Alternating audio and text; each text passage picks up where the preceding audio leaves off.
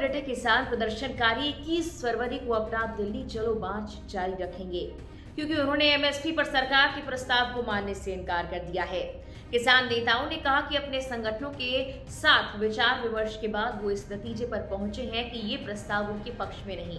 आखिर किसानों को सरकार ने क्या प्रस्ताव दिया था जिस पर सहमति नहीं बन पाई, किन कारणों से ये सहमति नहीं बन पाई, साथ ही आखिर अब किसानों की आगे की तैयारी क्या है, इस वीडियो में इस पर बात करेंगे। आप सबको बड़ी इंतजार थी कि प्रपोजल आई है, उसके ऊपर क्या किया है, क्या उसके बारे में कुछ तरह तरह के विचार चल रहे थे।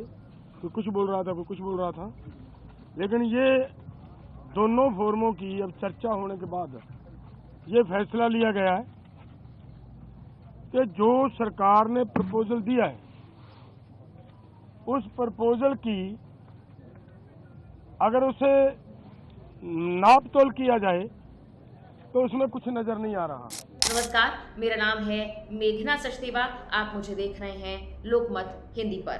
केंद्रीय कृषि मंत्री अर्जुन मुंडा, वाणिज्य मंत्री पीयूष गोयल और गृह राज्य मंत्री नित्यानंद राय ने रविवार को किसानों के साथ एक बैठक की थी। इस बैठक में पंजाब के मुख्यमंत्री भगवंत मान भी शामिल हुए। बैठक के दौरान केंद्र ने उनसे दालें, मक्का और कपास की फसलें एमएसपी पर खरीदने की 5 साल की योजना पेश की।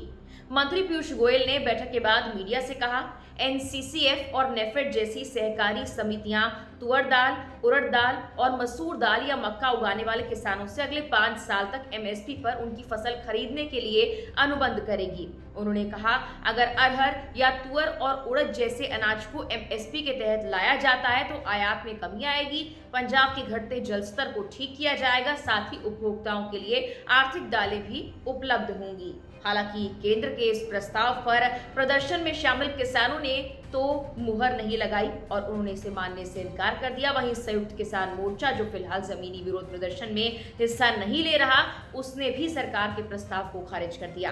कहा, केंद्र किसानों की मांगों को भटकाने और कमजोर करने का प्रयास कर रहा है। किसानों ने यह भी कहा कि चर्चा में कोई पारदर्शिता नहीं है, जबकि 4 बार चर्चा हो चुकी है। ये स्थापित लोकतांत्रिक संस्कृति के खिलाफ है। किसानों की तरफ से ये भी कहा गया कि 2020-21 के दौरान दिल्ली की सीमाओं पर ऐतिहासिक किसान संघर्ष के बाद एसकेएम यानी संयुक्त किसान मोर्चा ने भी अपनी सभी मांगों को स्पष्ट तौर पर सरकार के सामने रखा था। किसानों ने यह भी आरोप लगाया कि उन्होंने बची हुई मांगों पर भी सरकार से जवाब मांगा। साथ ही कहा, हम बैठक में पहले पहुंच जाते हैं और सरकार के नुमाइंदे 3-3 घंटे की देरी से आते हैं, जिससे उनकी गंभीरता दिखती है। किसान नेता जगजीत सिंह ने बताया कि किसानों ने प्रस्ताव को रद्द कर दिया है। वहीं पंढेर ने कहा कि सरकार की नीयत में खोट है। उन्होंने कहा, सरकार 23 फसलों पर एमएसपी की गारंटी अभी दे और बाद में जो फसलें बचेंगी उन पर भी स्टडी करके गारंटी दे। जहां तक सवाल है सरकार का, तो जब हमने 13 को दिल्ली कूच का कार्यक्रम रखा था तो इससे 10 दिन पहले से हरियाणा पूरी तरह खनौरी और ये शंभू बॉर्डर को सील करना शुरू कर दिया था। तो सरकार की मंशा पूरी क्लियर हो चुकी थी भी वो किसी भी कीमत पर हमें दिल्ली नहीं जाने देंगे। तो यही हमारे बीच सबसे बड़ा गतिरोध है। अगर किसानों से बातचीत करके आपको समाधान नहीं ढूंढना है तो कम से कम ये धर्मनिरपेक्ष देश है, सभी का देश है, संविधान के अनुसार सभी को बात करने का हक है। हमें फिर दिल्ली भी तो जाने दिया जाए ना, क्यों नहीं जाने दिया? तो ये जिस तरह से उन्होंने बैरिकेटिंग की, जिस तरह से आगे हम बढ़े तो रबट की फायर हुए, हमारे ऊपर शेलिंग हुई बहुत बड़ी तादाद पर, और उसके ऊपर बहुत सी हमने बुलेट चलने की भी पुष्टि हो चुकी है। अभी बुलेट टायरों पर इस्तेमाल की गई जो आगे ट्रैक्टर जा रहे थे।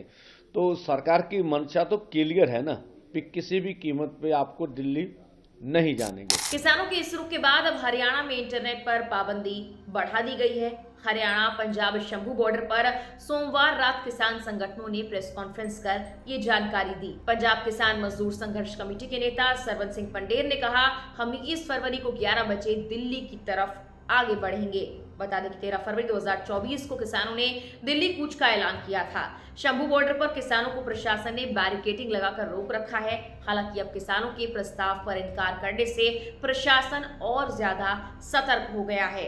इस पूरे मामले पर आपकी राय क्या है, हमें कमेंट कर जरूर बताएं। फिलहाल के लिए इस वीडियो में इतना ही।